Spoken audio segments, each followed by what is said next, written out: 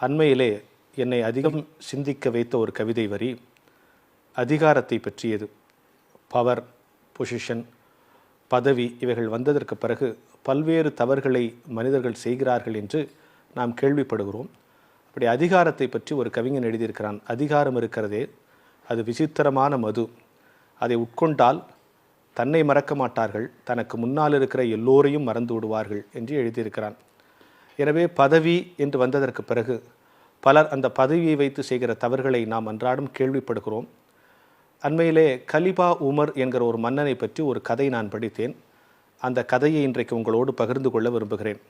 அவன் ஒரு நேர்மையான மன்னன்.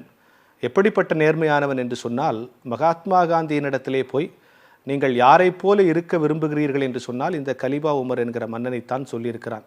அந்த அளவுக்கு ஒரு நேர்மையாளனாக இருந்தான். அவனுடைய வாழ்க்கையில் நடந்த ஒரு சம்பவம். ஒரு நாள் அவன் அரசவையிலே உட்கார்ந்து கொண்டிருக்கிறான். அப்பொழுது பள்ளிக்கு சென்று விட்டு அவனுடைய பிள்ளை திரும்பி வருகிறது. ஒரு மன்னருடைய பிள்ளை. யார்? இளவரசன் என்று வைத்துக்கொள்வோம். இளவரசன் தான் மன்னருடைய பிள்ளை. அவன் மன்னரிடத்திலே சொல்லுகிறான், அப்பா, என்னுடைய ஆடை கிழிந்திருக்கிறது, பள்ளிக்கூடத்திலே மற்ற மாணவர்கள் எல்லாம் என்னை கேலி செய்கிறார்கள், எனக்கு வேறு ஆடை வாங்கி கொடுங்கள் என்று மன்னரிடத்திலே கேட்கிறான். ஒரு மன்னருடைய பிள்ளை ஆடை கிழிந்திருக்கிறது என்று சொன்னால் அந்த மன்னன் எவ்வளவு நேர்மையாக வாழ்ந்து கொண்டிருக்கிறான் என்பதை நீங்கள் புரிந்து கொள்ளுங்கள்.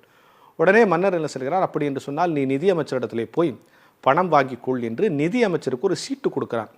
என்னுடைய பிள்ளை பள்ளிக்கூடத்திற்கு போவதற்கு அவனுடைய ஆடை கிழிந்திருக்கிறது, எனவே அது தடையாக இருக்கிறது.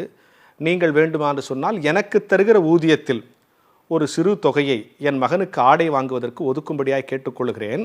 அதை 2-3 தவணைகளில் நான் திருப்பி செலுத்தி விடுகிறேன், அல்லது 2-3 தவணைகளில் என் ஊதியத்தில் பிடித்து கொள்ளுங்கள். எத்தனை ஆச்சரியம் பாருங்கள். ஒரு மன்னர், அவனே எல்லா அதிகாரமுடையவன், அவன் நிதியமைச்சருக்கு கடிதம் எழுதுகிறான். என்னுடைய ஊதியத்திலிருந்து பணம் கொடுங்கள் என்று கேட்கிறான். அதை 2-3 மாதங்களிலே என்னுடைய ஊதியங்களிலிருந்து பிடித்து கொள்ளுங்கள் என்று சொல்கிறான். அப்படி என்று சொன்னால் அவன் வாழ்ந்த நிலை, அவனுக்கான ஊதியம், அவனுக்குள்ளே அதிகாரம், எல்லாவற்றையும் நீங்கள் யோசித்து பார்த்து கொள்ளுங்கள். உடனே இந்த பிள்ளை எடுத்துக்கொண்டு போகிறது. நிதியமைச்சர் அந்த கடிதத்தை வாங்கி பறித்துவிட்டு சிரித்துவிட்டு கீழே எழுதுகிறான், 2-3 தவணைகள் செலுத்துகிற வரை உன் அப்பாவிற்கு இந்த பதவி நிலைக்கும் என்று யார் சொன்னது? அதுவரைக்கும் அவர் உயிரோடு வாழ்வார் என்று யார் சொன்னது? இத்தனை நம்பிக்கையா உன் அப்பாவுக்கு என்று சொல்லுகிறான். இந்த செய்தி மன்னன் காதுக்கு வருகிறது. அப்பொழுதுதான் அவன் சொல்லுகிறானா, ஐயோ, நான் எவ்வளவு தவறான முடிவு எடுத்து விட்டேன். இந்த பதவி 3-4 மாதங்கள் இருக்கும் என்று நம்பிதானே நான் அப்படி கடிதம் எழுதிவிட்டேன். இந்த பதவி நிரந்தரம் என்று நினைத்தது எவ்வளவு பெரிய தவறு.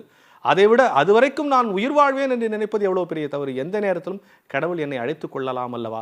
பதவியும் உயிரும் நிரந்தரம் என்று நினைக்கிற இடத்திலே தான் தவறு நிகழ ஆரம்பிக்கிறது என்று சொன்னானாம். அருமையானவர்களே, இன்றைக்கு எத்தனை பேர் பதவி வந்தவுடன் காலம் முழுக்க அந்த பதவியில் இருப்பது போல நினைத்து கொண்டு எத்தனை தவறுகளை செய்கிறார்கள்.